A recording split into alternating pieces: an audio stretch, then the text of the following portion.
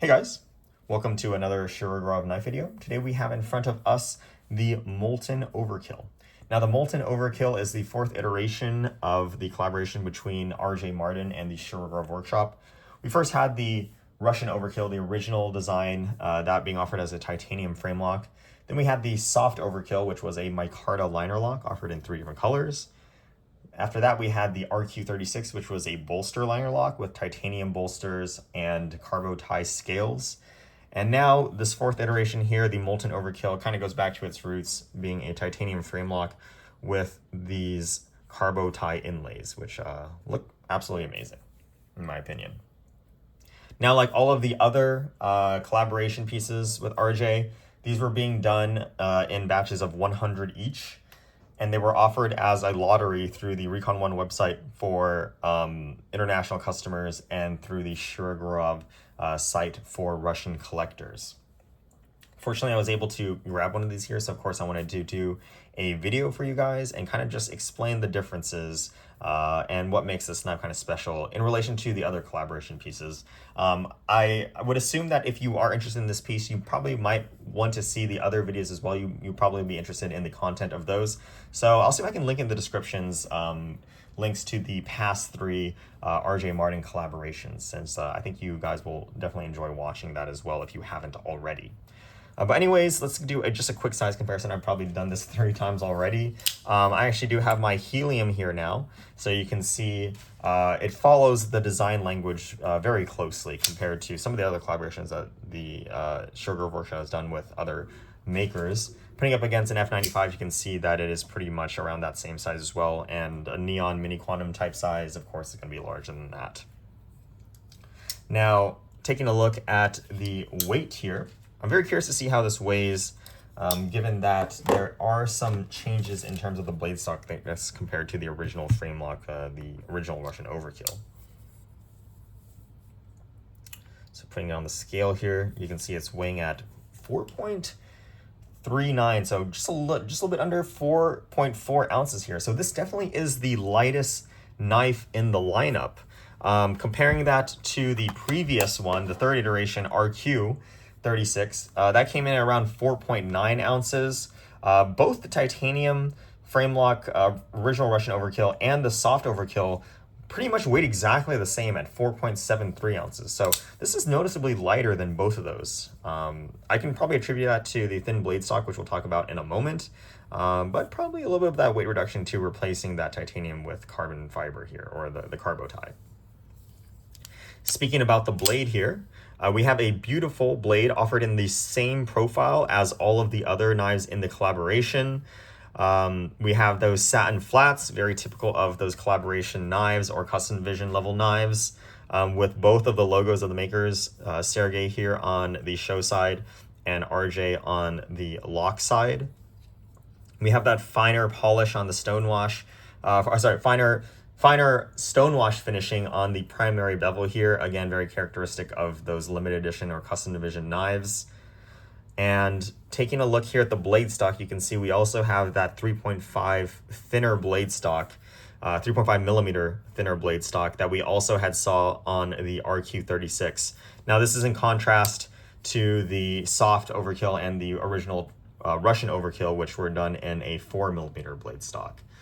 This also kind of rolls in line with the production knives as well. You've probably heard that the production knives are also moving to that 3.5 millimeter blade stock as the standard. So I would definitely not have expected this to be in 4 millimeters, given that basically all new knives from the workshop are coming in at least 3.5 millimeters. But it's still a nice thing to see and definitely helps contribute to that weight reduction we see over the original titanium frame lock version. Now, the one thing I think many people were very pleasantly surprised or excited about is the use of MagnaCut here. If you see on the blade tang near the pivot area, the workshop has been experimenting with MagnaCut for a while now. Sergey has been using it on some of his customs, most notably the Astrum prototype, which is the new model that had debuted at Blade Show 2023 this year.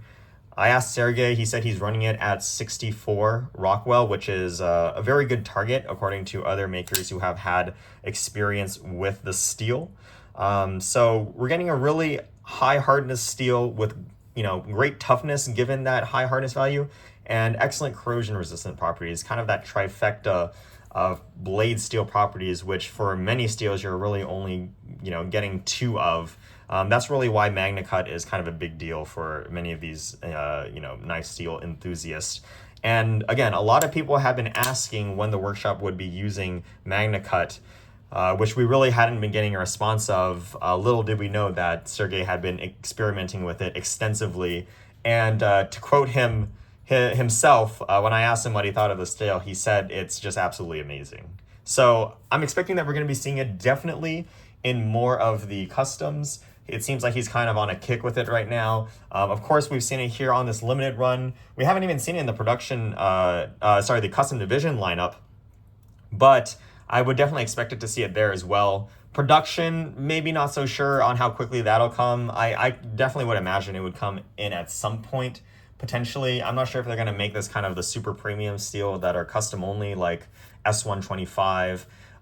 But, there is hope for a production MagnaCut Shirogorov knife, and that seems very enticing for many people. So enough about the blade steel. Especially for these knives, for many people, it's going to be a collector piece. Understandably so. Some people kind of are wondering why people get so worked up about blade steels. When you have a knife with this kind of technology here, the just extensive high quality machining, you kind of want to pair it with a blade steel that's going to perform. And especially at this price point too. The Lotto table price for these is $17.50, I believe, which doesn't make it a cheap knife. So you wanted to have the best steel that you can, realistically get. And I think MagnaCut really solves that, or a lot of the problems of some other steels, which might have some missing properties that they would really like corrosion resistance or toughness at the expense of edge retention or something like that. But anyways, that's pretty much it for the blade. Moving on to the handle here, we have a full titanium side here with these inlays of CarboTi. This is done in that lava ash color, which is a mix of both red and gray along with the base black. This is the same CarboTi that was used on the RQ36 as well. And if you take a look, we get these really nice metallic coloring from the red tones here, which I really like. That kind of shimmer from the metallic metal dust here is really nice. Metallic metal dust. That metallic kind of glittering is really nice. That's sparkling there. So another interesting thing about the inlays, with all Shirogorov knives, when they do inlays, it's always proud of the handle, which means it protrudes from the base metal portion of the handle somewhat. But I really like the contouring that they did here. The workshop themselves kind of describe it as this volumetric milling here, and you can see that the contours, the chamfering, the width and size of the chamfering depends on what side you look at here. So on the bottom you have a kind of more shallow angle to it, which again just adds some excitement to the inlay design.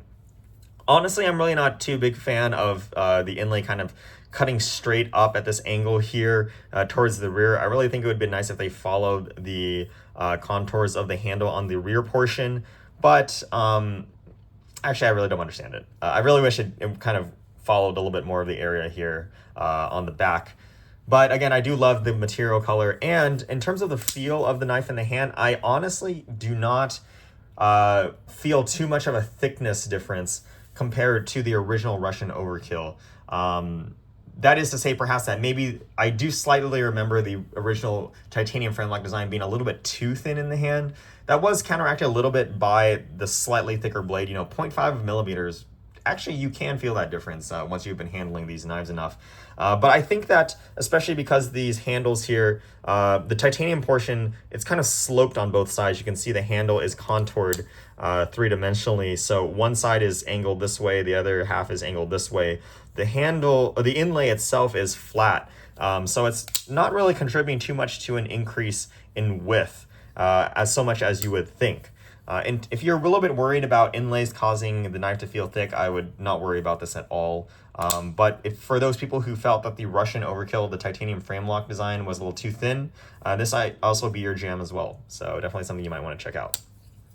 Similar to the original Russian Overkill, we have this radial milling that starts here at the pivot and also continues across the knife here. It's kind of intersected or combined with this radial milling that's taken from the lanyard hole chamfer over here. So you can see on this half of the knife, it kind of follows this curve right here that we have towards the pommel area of the knife. Now we also have pivot collars as well, this done in kind of the polished titanium. We also have that indexed pivot screw that is typical of custom division and collaboration knives. This is indexed to always be facing that direction, which is really nice since it won't move when you're disassembling this knife as well. Taking a look at the lock side here, you can see that we also have an inlay on the lock side. Again, this is kind of continuing the trend for many other knives, such as the Hati Gen 3, moving over from the Hati Revised. Any knife that's really having inlays is going to have it on both sides. Same thing with the F95 NL as well. One interesting thing about this knife, however, in terms of the inlays, is that we have the inlay kind of jutting out here into the lock bar. Now, at first glance, you would think that this would be acting somewhat as, say, a integrated lock bar stabilizer where the inlay is kind of doing double duty. However, if you take a look here, you can actually see that there still is a combination lock bar insert and lock bar over travel stop here as well. This really kind of makes sense. The way the workshop does inlays for non-metallic materials is through just, super gluing the inlays in. And you definitely would not want to exert that kind of pressure through extending the lock, unlocking the knife directly onto the inlay itself, as it's eventually just going to take the super glue right off. So while it is a nice design feature, and again, something very unique, I don't remember very many knives that have inlays where it also kind of acts as a lock bar stabilizer. But it's kind of a nice design aesthetic choice here for the workshop, and really does make the inlay kind of stand out compared to other knives in the lineup where they have inlays. Now, one other thing as well to notice, the clip here and the backspacer kind of appear to be in a slightly different color. And while I should have talked about this earlier when speaking about the handle is anodized in this kind of slight slate gray, slight bluish tint, which perhaps might not be noticeable at first glance, but when you compare it to the backspacer and the clip, you can see that there is a slight color difference. Now, the backspacer and the clip are actually done in that normal titanium gray, whereas the handles themselves are done in that slate gray finish. And this is a finish that is very similar to what we saw on the original Russian Overkill as well. But it does add nice contrast, and you can see here the plain titanium kind of catches light a little bit differently and appears to have this nice shiny appearances on the chamfering here, which I think just gives that little bit of contrast, which is kind of nice. Otherwise, the knife would kind of be just entirely this slate gray color, which wouldn't look as nice in my opinion. One other thing to notice as well, and I should have talked about this when speaking about the show side, but compared to the original frame lock design, the original first iteration Russian Overkill, which had 2 body screws, 2 I think being a little unnecessary, but you can see here on the on the Molten Overkill, we just have 1 screw on the lock side here, which leads to a very clean show side. A lot of people really like that, and a lot of people were really questioning why we needed 2 body screws on the lock side on the original frame lock design, when 1 would have probably sufficed, given that for many Shirogorov designs we have a blind pin backspacer in here that you really can't see from the outside. But that's a nice improvement, and it's nice to see that on potentially would be the final collaboration iteration with RJ Martin here.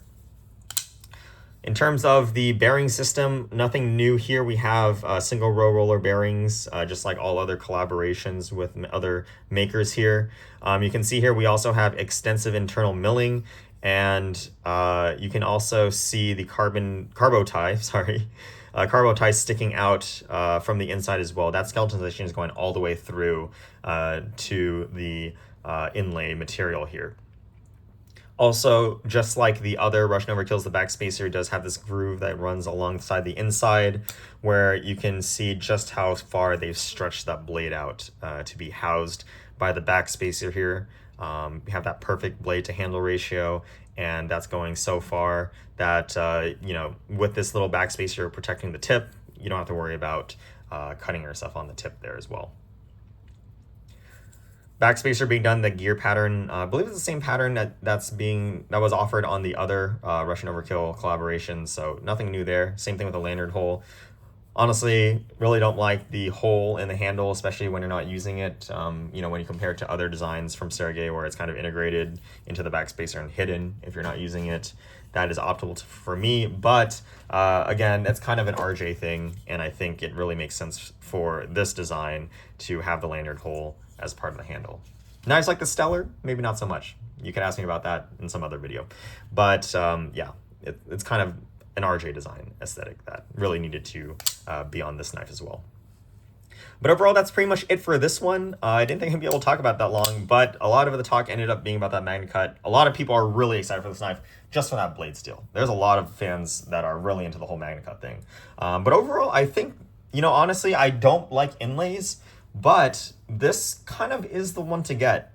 Besides the whole MagnaCut thinner blade stock that we saw on the RQ36 as well, the reduced weight, I prefer frame locks in terms of the simplicity, especially when disassembling them. Disassembling this compared to the RQ36 is an incredible cakewalk, given that you have the right tools, of course. Yeah, just the overall thinner blade steel, nicer blade steel, the reduced weight. I think this is probably the best one in the lineup when talking about the actual specs. If you ask me, I still prefer the full titanium one in terms of the appearance, but it would be really sick to do a blade swap here with the backspacer, stop pin, lock bar insert, and the MagnaCut blade. That probably would be the ultimate configuration for me, but that does require two knives, which might be a little bit out of reach for some people. But anyways, that's pretty much it for this knife. I hope you guys enjoyed it, and I'll see you guys next time. Have a great day.